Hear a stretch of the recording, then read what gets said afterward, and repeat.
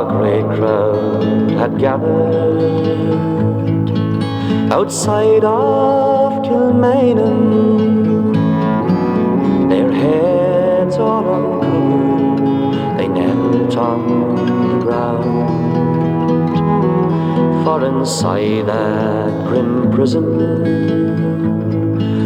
lay a brave Irish soldier, his life for his country about to lay down. He went to his death like a true son of Ireland.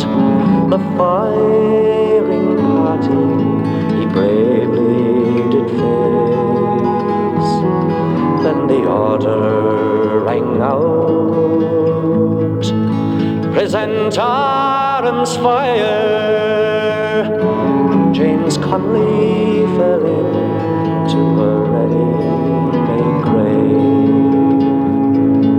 The black flag they hoisted, the cruel deed was over. Gone was the man who loved Ireland so well. There was many a sad heart in Dublin that morning, and they murdered James Connolly, the Irish rebel. Many years have rolled by now since the Irish rebellion, and the guns of Britannia they loudly did speak, and the brave IRA